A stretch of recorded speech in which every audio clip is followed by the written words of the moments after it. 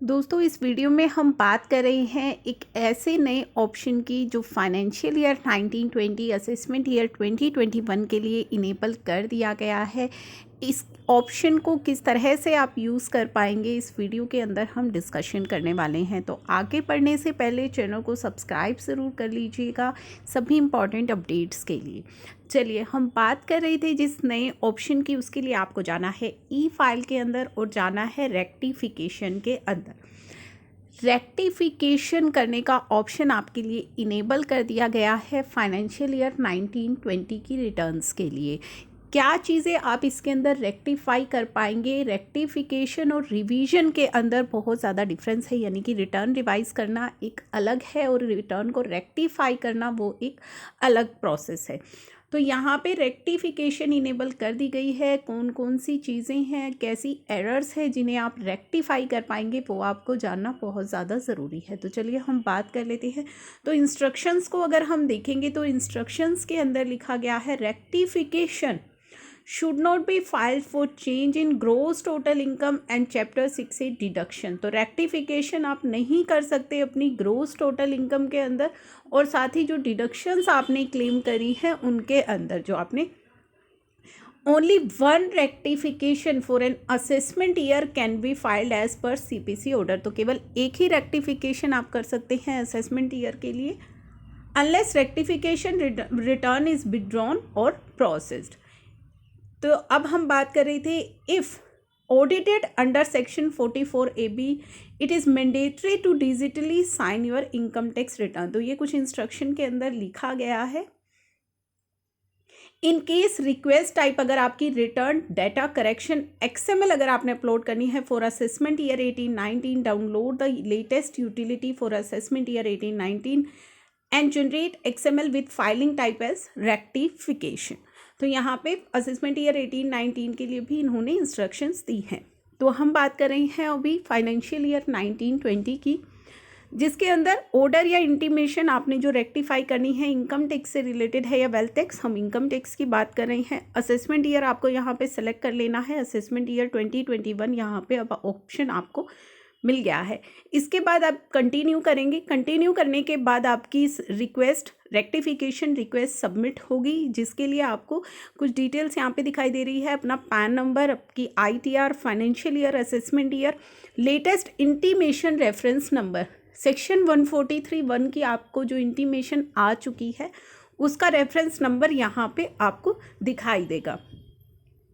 ई filing acknowledgement number भी आपको यहाँ पे दिखाई देगा। तो अगर आपको इंटीमेशन आ गई है सेक्शन 143 सब सेक्शन 1 की, तो आपकी ये रेक्टिफिकेशन आप आगे प्रोसीड कर सकते हैं। नीचे भी कुछ नोट दिए गए हैं, इंपॉर्टेंट नोट दिए गए हैं दो। इन केस अगर आपकी रिक्वेस्ट टाइप है request data correction XML for assessment year 18-19, तो आपको लेटेस्ट यूटिलिटी डाउनलोड करनी है और फाइलिंग टाइप सेलेक्ट करना है rectification.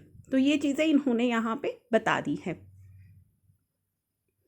We are working on providing option for tax credit mismatch rectification for assessment year 2021. In the meantime, tax credit mismatch may be corrected in TDS TCS IT schedule through return data correction XML upload। तो अगर आपकी कोई tax credit mismatch है तो आप अभी उनको correct कर सकते हैं थ्रू XML अपलोड के द्वारा। अभी यहाँ पे वर्किंग चल रही है। रिक्वेस्ट टाइप अब आपको यहाँ पे दिखाई देगी रिटर्न डाटा करेक्शन XML अगर आपने अपलोड करनी है या ओनली रिटर्न को रीप्रोसेस करना है।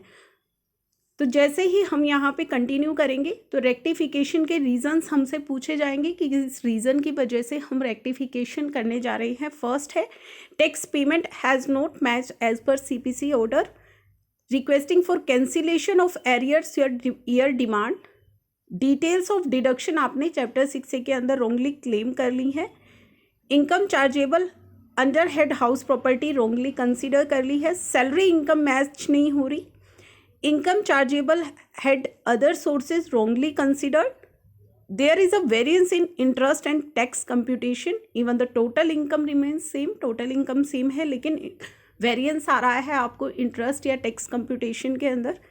Gender of tax payer wrongly considered, gender updated in PAN database, जो पैन में है और आपने जो कंसिडर किया है वो मिसमैच है। Date of filing of original return is taken not within due date. Requesting for reduced claim of income as tax payer is govern by Portuguese civil code and section 5A is applicable to them. Requesting for change of residential status या फिर other, अगर आपका कोई reason है तो वो reason select करके आपको आगे प्रोसीड करना है। मान लीजिए हम कोई रीज़न सेलेक्ट कर लेते हैं और आगे अगर हम प्रोसीड करें, रेक्टिफिकेशन रीज़न हमारा सेलेक्ट हो चुका है। नाउ अब आपको यहाँ पे XML अपलोड करना है और उसे सबमिट कर देना है। तो ये रेक्टिफिकेशन का जो ऑप्शन है वो इनेबल कर दिया गया है फाइनेंशियल ईयर 1920 असेसमेंट ईयर 2021 के लिए। केयरफुली आपको अपना रीज़न सेलेक्ट करना है और किन कारणों से ही आप रेक्टिफिकेशन प्रोसीड कर पाएंगी वो कारण भी आपने देख लिए हैं जो आपको यहाँ पे दिखाई दे रहे थे स्क्रीन पर, मैंने आपके लिए रीड करके बताए हैं। तो केवल अगर वही रीज़न है या कोई अदर आपका रीज़न है तो वो आपको मेंशन करना है और अपनी रेक्टिफिकेशन को प्रोसीड करना है।